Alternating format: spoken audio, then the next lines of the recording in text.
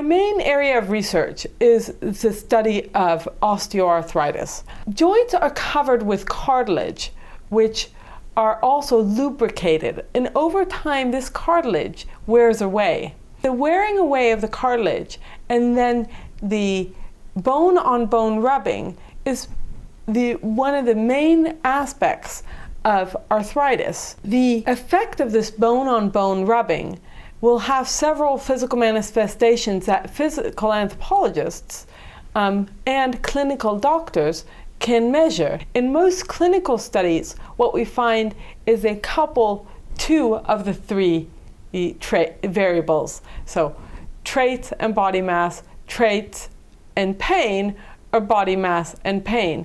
But combining the three, I think, is a result of my anthropological thought process of integrating the whole body.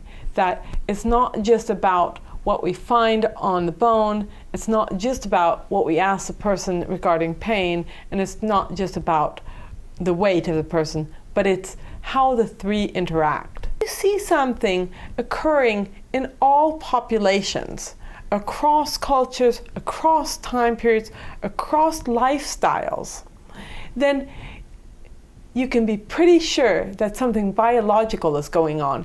Osteoarthritis, for example, is found in all populations. So it's something more. When I'm doing skeletal research, I start from scratch.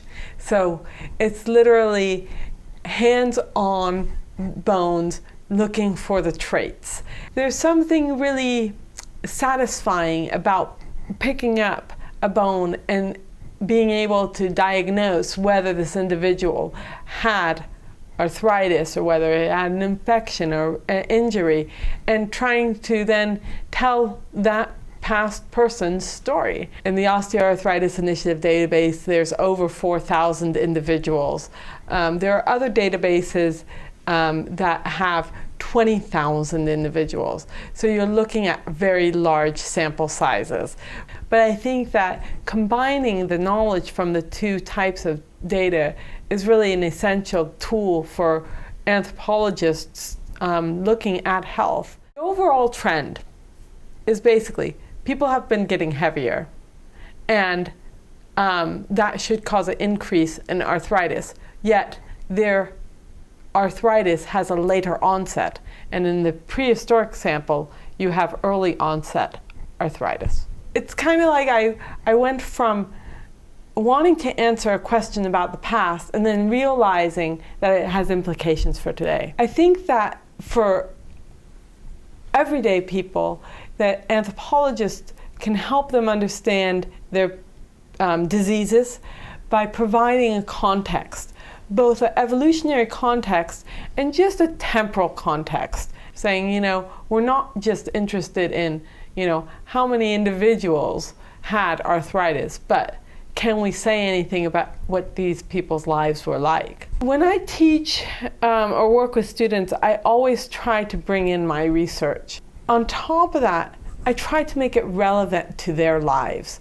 San Jose State University Anthropology Department and the Integrative Anthropology Lab is a great place to conduct integrative research. The lab itself is designed to help students and professors combine lecture with hands-on learning. The Integrative Anthropology Lab helps with this integrative approach to understanding osteoarthritis because it has broken down the boundaries of physical anthropology and cultural anthropology and archaeology. So what we basically have is a concept of asking questions rather than dividing it into the traditional fields. We all are studying people, and that's what unites anthropology, and I think that that's what we're really doing by answering questions on wellness and the other umbrella topics.